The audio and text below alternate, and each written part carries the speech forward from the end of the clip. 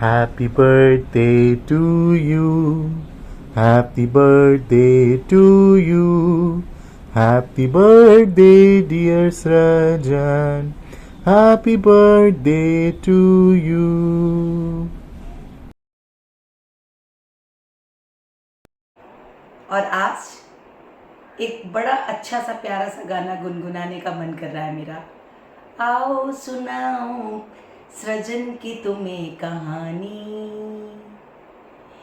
एक थी लड़की बहुत से बच्चे दीवानी, और इन दीवानों ने मिलकर सृजन को जन्म दिया। जैसा कि आप सभी जानते हैं, मेरी 2 कहानियों की किताबें छप चुकी हैं, और ये जो मेरी टीम के बच्चे थे, इन सब का कहना था क्यों ना हम इन कहानियों को इस तरह से एक प्लेटफॉर्म पर लेकर आएँ कि जो लोग कहानियाँ नहीं पढ़ सकते, या जो लोग बहुत सारी कहानियाँ नहीं पढ़ना चाहते पर उन कहानियों से मोटिवेट होना चाहते हैं, तो उन कहानियों का मैसेज उनको मिले। और जैसा कि आप सभी जानते हैं, मैं काउंसलर हूँ, और बीइंग अ काउंसलर आप जो भी मोटिवेशन या जो भी गाइडेंस अपने दर्शकों को देना चाहें, लोगों को देना चाहें, वो लोगों तक पहुँच सके। और इन सब बातों ने जन्म दिया सृजन को। मुझे टेक्नोलॉजी का बिल्कुल भी आइडिया नहीं था, पर ये सारे जो युवा बच्चे हैं उन्होंने कहा बस आप हाँ बोलो, बाकी सब हम संभाल लेंगे, कंटेंट आप रेडी करो, बाकी सारी जिम्मेदारियाँ, रिस्पॉन्सिबिलिटी हमारी है। एक बार मन में बह आया, एक बार हिचक आई, मेरी और अपनी उनकी उम्र का फ़र्क फील हुआ। ये इतने छोटे छोटे युवा बच्चे हैं और मैं 50 के आसपास पहुंचती हुई एक महिला, तो क्या मेरा और इनका सामंजस्य हो सकेगा? अभी ये विचार मन में चल ही रहा था, लेकिन बच्चों का जोश और मन के पीछे से एक कोने से आवाज़ आई, अरे ये युवा है तो तुम भी तो दिल से अभी बच्ची हो ना, चलो हाथ बढ़ाओ इनके साथ और शुरू कर दो एक नई शुरुआत। और बस इस तरह से हमारे सोशल मीडिया पर आया मेरा सृजन। और सृजन के नाम की भी कहानी बड़ी मज़ेदार है। हम बहुत सारे नाम सोच रहे थे कि हम सोशल मीडिया पर क्या नाम दें, लेकिन सभी का मानना था क्योंकि आपकी कहानियाँ आपका सृजन है, और यहाँ पर भी जो कंटेंट आप लाएंगे वो आपका खुद का सृजन होगा।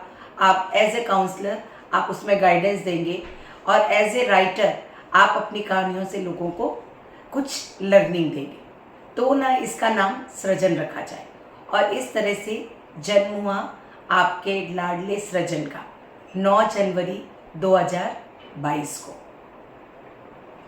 और जब इन बच्चों के साथ मैंने काम करना शुरू किया तो धीरे धीरे मैंने महसूस किया कि मेरे पास एक्सपीरियंस है, उनके पास आधुनिक सोच, आधुनिक टेक्नोलॉजी, लेकिन बेसिकली दिल के अंदर से हम सभी सेम हैं, एक बच्चे जैसे।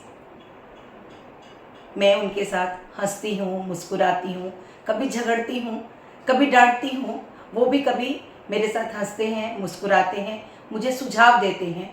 और यदि कभी ऐसा होता है कि कोई चीज़ मुझे पसंद नहीं आती तो मुझे तब तक कन्विंस करने की कोशिश करते हैं, और लॉजिकल कन्विंस करने की कोशिश करते हैं कि दीदी हमें इसको ऐसा करना चाहिए, अगर ऐसा करेंगे तो ज़्यादा बेटर लगेगा, ज़्यादा लोगों को पसंद आएगा। और मुझे उनकी ये सोचना बहुत बहुत अधिक अच्छी लगती है, और मैं वापस से उनके साथ युवा बन जाती हूँ। हम हंसते मुस्कुराने लगते हैं। कई बार ऐसा भी मौका आता है जब किसी पॉइंट पर सबकी डिफरेंट ओपिनियन होती है, और उस डिफरेंट ओपिनियन में हमने बहुत ही अच्छा एक तरीका निकाला हुआ है। हम वो सारी डिफरेंट ओपिनियन के लिए पर्चियाँ बनाते हैं, और उस परमपिता का नाम लेकर एक पर्ची उठा लेते हैं, और जो पर्ची पर लिखा होता है फिर उसको बिना किसी बहस के, बिना किसी उलझन के स्वीकार कर लेते हैं। ये टेक्निक हमें दी है हमारी गुरु राज दीदी ने। तो इस तरह से सृजन में जब हम काम करते हैं तो बड़े ही सहजता से काम करते हैं। पूरे 1 साल में मुझे कभी याद नहीं पड़ता, या मेरी टीम को कभी याद नहीं पड़ता कि हमें हमारे बीच किसी बात को लेकर कोई टसल हुआ हो, कहीं पर भी हमें ऐसे लगा हो एक दूसरे के साथ काम करते हुए कि जरा सा भी ऊपर नीचे हमें लगा हो, हमेशा हर एपिसोड को हम और अधिक उत्साह और अधिक जज्बा के साथ इस उत्साह को और अधिक जील के साथ इन एपिसोड्स को बनाते हैं। सबके अंदर कुछ कुछ खासियत है और उनकी विशेषताओं, उनकी खासियत के हिसाब से उनको काम दिया गया है। कोई कंटेंट चूज करता है, मैं कंटेंट बनाती हूँ, कोई टाइटल देता है, कोई रिकॉर्डिंग करता है, कोई उसमें एडिटिंग करता है और इस तरह से ये एक बहुत ही अच्छे खूबसूरत तरीके से हमारा सृजन का काम चलता है। एक बात जो सृजन की अपनी इस टीम के साथ काम करते करते मुझे महसूस हुई वो ये कि आपकी उम्र चाहे कोई भी हो, बस आपका जीने का अंदाज बेमिसाल होना चाहिए। क्योंकि मैं इन बच्चों को देखती हूँ, ये बच्चे भी डिफरेंट एज के हैं, पर इनका भी जो जीने का तरीका है, हर एक का तरीका इतना प्यारा, इतना खूबसूरत है कि उनको देखकर मन करता है यार मुझे भी ऐसा जीना चाहिए। उनको ऐसा लगता है कि मेरे अंदर जीने का तरीका इतना बढ़िया है कि उन्हें मेरे तरीके से जीना चाहिए। तो जब हम सोचते हैं, जब हमने सोचा और बैठा तो हमें लगा कि सही बात है, उम्र चाहे कोई सी भी हो, आप अपने जीवन को बेमिसाल तरीके से तो जी ही सकते हैं। तो आज सृजन के जन्मदिन पर हम आपके साथ डिस्कस करेंगे किस तरीके से अपने जीवन को बेमिसाल तरीके से जिया जाए। तो सबसे पहले आपको ये स्वीकार करना है कि आप अपने आप के लिए महत्वपूर्ण हैं। आपको उस परमपिता ने एक विशेष मकसद, एक विशेष कार्य के लिए यहाँ भेजा है और ये कार्य आप तभी कर पाएंगे जब आप स्वयं को इम्पोर्टेंस दें, स्वयं को महत्व दें। स्वयं को महत्व देने का तात्पर्य कदापि नहीं है कि आप ईगो से भर जाएं। यहाँ कहने का तात्पर्य यह है कि आप अपने लिए समय निकालें, अपने लिए मी टाइम निकालें, आपकी हॉबीज़, आपकी लाइकिंग्स, उसके लिए समय दें, अपनी हेल्थ पर समय दें, अपनी फिजिकल हेल्थ के लिए योगा, वॉक, इस तरह का कुछ ना कुछ कार्य ज़रूर करें। अपनी मेंटल हेल्थ के लिए आप मेडिटेशन करें, अच्छी किताबें पढ़ें, अच्छे लोगों से मिलें। इसके साथ ही अपनी फिजिकल हेल्थ के लिए आपको अपनी डाइट पर भी ध्यान देने अति आवश्यक है। यदि आप ये पहले हम ऐसा कहते थे कि आप बड़े हो रहे हैं तो स्वीट छोड़ दीजिए, ये कर दीजिए। मैं कहती हूँ कि ये कंट्रोल हमें बचपन से ही, छोटेपन से ही ये खाने पीने का कंट्रोल या खाने पीने की कंट्रोल भी नहीं कहेंगे, खाने पीने का डिसिप्लिन हमें शुरू से रखना चाहिए। यदि हम रखेंगे तो हमारे बच्चे भी ऑटोमेटिकली उन सभी चीज़ों को फॉलो करेंगे। जैसे बोलते हैं कि कुछ चीज़ें, सफ़ेद चीज़ें हमें अपनी किचन से निकाल देनी चाहिए, जिसमें मैदा, शुगर, दो मेन चीज़ें हैं। अगर इनको हम अपनी डाइट से बाहर निकाल देते तो एक बहुत हेल्दी जीवन जी सकते हैं। दिन भर में एटलीस्ट 5 पोर्शन ऑफ फ्रूट्स आप ज़रूर खाएं। इसके साथ ही ड्राई फ्रूट्स को अपनी इसका डाइट का एक हिस्सा बनाएं। सूप्स लें, सैलेड्स लें। आप जितना अधिक हो सके उतना अधिक से अधिक कच्चे फ्रूट्स और वेजिटेबल्स का सेवन करें। आपका खाना कम पका हुआ, मतलब कम पका यानी रॉ फूड लेने की कोशिश करें। ये तो हुआ फिजिकल हेल्थ की बात। मेंटल हेल्थ, जैसे मैंने आपसे कहा कि मेडिटेशन करें। मेडिटेशन के मैंने तरीके आपको पहले भी बताए हुए हैं। आप मेडिटेशन मन की शांति के लिए, कुछ चीज़ें अचीव करने के लिए, दोनों तरीके के लिए आप इसे यूज़ कर सकते हैं। अगर आप मन की शांति के लिए करते हैं तो मंत्रोच्चारण के साथ मेडिटेशन बेस्ट तरीका है। आप ओम के उच्चारण के साथ मेडिटेशन कर सकते हैं या निरंतर गायत्री मंत्र के जाप के साथ भी आप मेडिटेशन कर सकते हैं। जब आप मंत्रों के उच्चारण के साथ मेडिटेशन कर रहे हैं उस समय आपको अपना पूरा का पूरा ध्यान अपनी आती जाती सांसों पर केंद्रित रखना है। इसके साथ यदि आप अपनी विशिष को पूरा करने के लिए मेडिटेशन कर रहे हैं तो आपको अपनी आंखें बंद करनी है और निरंतर अपने विश को 15-20 मिनट तक आंखें बंद कर दोहराते जाना है और अंदर से अपनी बॉडी के एक एक सेल को ये भाव देना है कि ये विश आपकी पूरी हो गई है और इस विश के पूरा होने पर आप जिस तरह से बिहेव करेंगे, जिस तरह से उत्सव मनाएंगे, जिस तरह से खुश होंगे, वो भाव आपको विजुलाइज करने हैं। जब आप ऐसा विजुलाइजेशन करते हैं तो आपके शरीर की प्रत्येक कोशिका खुशी के भावों से भर जाती है और आपकी इच्छा बहुत ही जल्दी पूरी हो जाती है। इसके साथ ही आप याद रखें, age is just a number. आप किसी भी उम्र पर कुछ भी कर सकते हैं।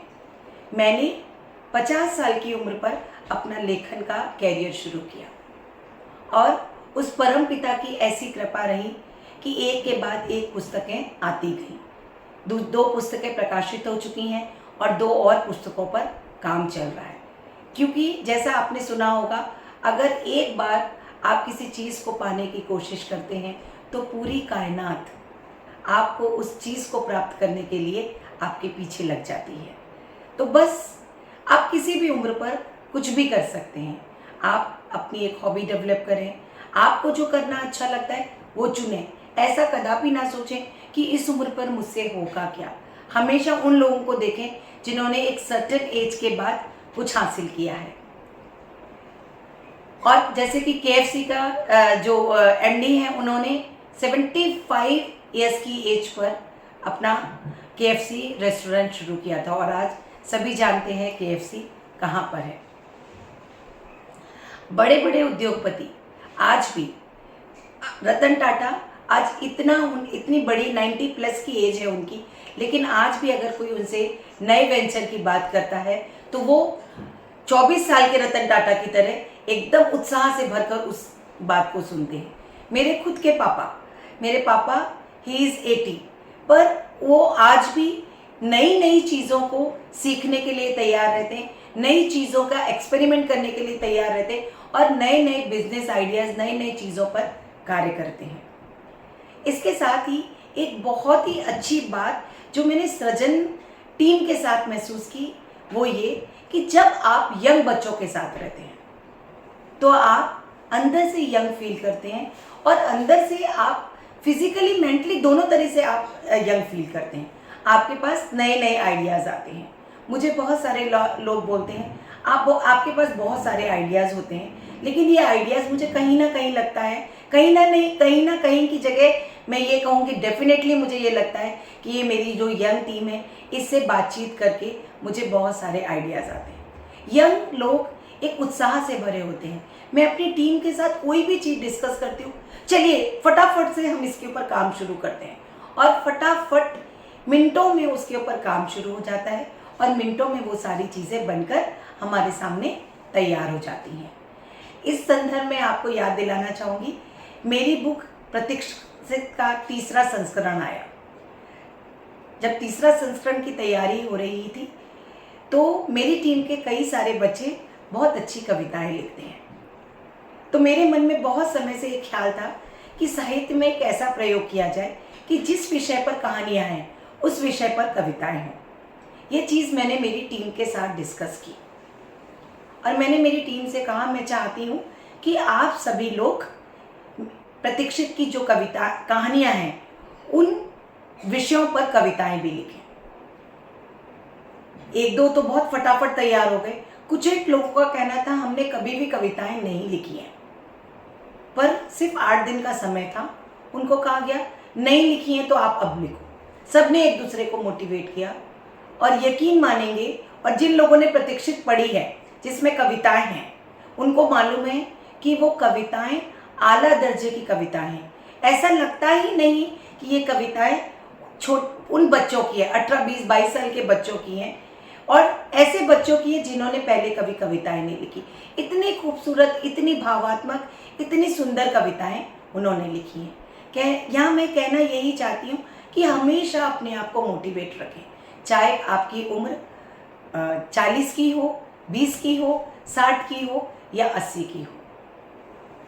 मैं मेरे घर में मेरे जीवन साथी को देखती हूँ। आज जिस उम्र पे इंसान रिटायरमेंट की बात सोचता है, उस उम्र पर वो अधिक से अधिक बिजी होते चले जा रहे हैं। इतने अधिक बिजी हो गए हैं कि वो नए आइडियाज़, मेरे बेटे ने नया बिजनेस स्टार्ट किया है, सिर्फ वो उसके साथ बैठते हैं। उनका कहना है यंग बच्चों के साथ बैठने से ही एक अलग सी ऊर्जा महसूस होती है। उनके आइडियाज़ सुनकर, उनके विचार सुनकर बहुत सारी चीज़ें सीखने को मिलती हैं। वो यंग बच्चों के साथ बैठते हैं और मेरे टीम के सभी बच्चे शायद मुझसे ज़्यादा मेरे जीवन साथी के अधिक नज़दीक हैं। वो कहते भी हैं अंकल के साथ ज़्यादा मज़ा आता है, क्योंकि मैं कभी कभी उनके साथ मदरली बिहेवियर करती हूँ। और आप समझ रहे हैं ना मदरली बिहेवियर का मतलब क्या है। कभी कभी थोड़ी बहुत डांट वांट भी हो जाती है, चलता है, मेरे खुद के बच्चे हैं। मेरा कहने का मतलब है कि आप अपने जीवन जीते वक्त आप ये सोचिए मेरा जीवन दूसरों के लिए कितना उपयोगी है। मैं हर रोज एक ये नियम बनाए कि मैं दिन में आज एक ऐसा काम करूंगी या करूंगा जो दूसरों के लिए लाभदायक हो। बहुत सारे बच्चे, हम मेरे जो टीम के बच्चे हैं या मेरे आसपास जो बच्चे हैं, मैंने उनको देखा है, उनका नियम है वो अपनी सैलरी में से एक सर्टेन अमाउंट डोनेट करते हैं। वो ओल्ड एज होम जाते हैं, बच्चों के साथ खेलते हैं, ऐसे डेस्टिट्यूट बच्चों को पिकनिक पे ले जाते हैं, अपने लिए समय निकालते हैं। जो उनकी मन पसंदीदा हॉबी है उसके लिए उसको सीखते हैं, उसके लिए समय निकालते हैं, डिसिप्लिन का फॉलो करते हैं, पर्टिकुलर एक डिसिप्लिन को फॉलो करते हैं, एक निश्चित समय पर उठते हैं, अपने फिजिकल हेल्थ के लिए योगा करते हैं, एक्सरसाइज करते हैं, वॉक करते हैं, जिम जाते हैं, स्विमिंग करते हैं, मेंटल हेल्थ के लिए अच्छी अच्छी किताबें पढ़ते हैं और साथ में प्रकृति के सानिध्य में जाते हैं जहाँ बैठकर वो अच्छा अच्छा सोचते हैं। इसके साथ ही वो अपनी सोशल लाइफ को भी बहुत अच्छा बनाते हैं। उनको बैलेंस करने का आर्ट बहुत अच्छे से आता है। तो ये आर्ट, बैलेंस करने का ये जो आर्ट है वो हम सभी को सीखनी है अगर हम अपने जीवन को बेमिसाल बनाना चाहते हैं। आफ्टर 50 हम कई बार ये सोचने लगते हैं कि अब तो मेरी उम्र हो गई, अब मुझसे अब मैं बहुत ज़्यादा वॉक नहीं कर सकती, सीढ़ी नहीं उतर सकती, या मैं चित्रकारी नहीं कर सकती, या मैं लेखन नहीं कर सकती, या मैं अच्छे से तैयार नहीं हो सकती, मैं हेयर कट नहीं करा सकती। ये सब चीज़ें सिर्फ हमारे दिमाग में हैं और कहीं पर भी नहीं है। अपने आप को एक अच्छा सा लुक दीजिए, अच्छा सा कट कराइए, अच्छे से ड्रेसिंग सेंस चेंज कीजिए। अगर आपको लगता है मैंने अभी तक जीन्स ट्राई नहीं की, जीन्स ट्राई कीजिए, लेकिन जो कुछ भी पहने वो आपके दिल को अच्छा लगना चाहिए और ऐसा होना चाहिए जो हमारी सभ्यता और संस्कृति के अनुरूप हो। जब आप यह सब करते हैं तो जीने का एक अलग ही आनंद आता है, अलग ही मज़ा आता है। मेरी माँ ने 70 साल की उम्र पर सलवार सूट पहनना शुरू किया। पहले उनको बहुत झिझक लगी, नहीं बेटा मुझसे नहीं पहना जाएगा, पर हमने उनको उसके लाभ समझाए, उनके फ़ायदे समझाए, तो आज वो हर वक्त सूट पहनती है और बहुत कंफर्टेबल फील करती हैं खुद को। तो हमें हर चीज़ वो करनी है जो हमारे साथ साथ दूसरों को भी लाभ दे। मैंने देखा है मेरे पापा, मेरे बहुत सारी फ्रेंड्स के पेरेंट्स, उनको मैंने देखा है उन्होंने अपने अपने क्लब्स बना रखे हैं जहाँ पर वो एक साथ बैठते हैं, मिलते हैं, कभी कभी हाउजी खेलते हैं, कुछ गेम्स खेलते हैं, लोगों की मदद करने जाते हैं, गरीब बच्चों को पढ़ाते हैं और अपना जीवन शानदार तरीके से जीते हैं। मेरी माँ 75 ईयर्स की हैं, पर शी नेवर वेट्स कि मेरी भाभी उठेंगी या हाउस होल्ड हेल्पर आएंगे, वो उनके लिए चाय बनाएंगे या वो उनको नाश्ते की तैयारी करके देंगे। मेरी माँ ये सब खुद से कर लेती हैं। उनको लगता है जब तक मेरे हाथ पांव चल रहे हैं तो मैं यूज़फुल हूँ। और मेरी भाभी बहुत उसको इतना अच्छा लगता है, she always praise my mom, कि मेरी मदर इन लॉ जैसी कोई मदर इन लॉ नहीं। उसके बच्चों को स्कूल छोड़ने का काम मेरे पापा करते हैं। बोलते हैं इस बहाने मेरी वॉक भी हो जाती है और बच्चों के साथ बातचीत करके मुझे नए नए आइडियाज़ आते हैं। बच्चे कई बार ऐसे प्रश्न पूछते हैं जिनका जवाब मेरे पास नहीं होता, तो मैं इंटरनेट पर जाकर उनका जवाब ढूंढता हूँ, तो मेरी भी नॉलेज बढ़ती है। तो इतना खूबसूरत ऐसा बेमिसाल तरीका लोग अपने जीवन को व्यस्त रखने के लिए और स्वस्थ रखने के लिए और खुश रखने के लिए निकालते हैं। तो हमें भी हमारे जीवन को इसी तरह जीना है। घर में हेल्पर नहीं आई, सो वॉट, अच्छा है ना, एक दिन पोछा हम लगाएंगे, हमारे पैरों की एक्सरसाइज हो जाएगी। तो आपको हर चीज़ को करने से पहले बहुत सकारात्मक रहना है और सकारात्मकता के साथ साथ एक ऐसे तरीके से अपने काम को करना है जो काम करने का एक तो तरीका अनूठा हो और आपको भी अच्छा लगे और जिससे लोगों को भी लाभ हो। तो कुछ चीज़ें आप अपने जीवन में ज़रूर ज़रूर ज़रूर फॉलो करें ताकि आपका जीवन बेमिसाल हो सके। जब आप इस जीवन से जाएं तो जाकर उस परमपिता से कह सकें कि हे मालिक, आपने मुझे जीवन दिया था, आपने मुझे ये जीवन दिया था कि मैं जाऊं, अपने जीवन को बेहतर बनाऊं और लोगों के लिए उपयोगी हो सकूं। तो हे परमपिता, मैं वैसा जीवन जीता हुआ आपकी शरण में आ गया हूं। और वो परमपिता आपको गले लगाकर बोले, I am so proud of my बच्चा। तो बस ऐसा जीवन जिए। Age is just a number. आप 50 के हों, 60 के हों, 40 के हों, अपने दिमाग से निकाल दें कि ये मेरी उम्र हो गई है। टीम सृजन के बच्चों के साथ की तरह हमेशा खिलखिलाते रहें, हमेशा उत्साह से भरे रहें और हमेशा हर कार्य के लिए रेडी रहें और हमेशा दूसरों के लिए उपयोगी रहें। मेरे लाडले सृजन के जन्मदिन पर ये इससे बेहतरीन तोहफा और कोई हो ही नहीं सकता। Thank you. अगले हफ्ते फिर मिलेंगे। बाय।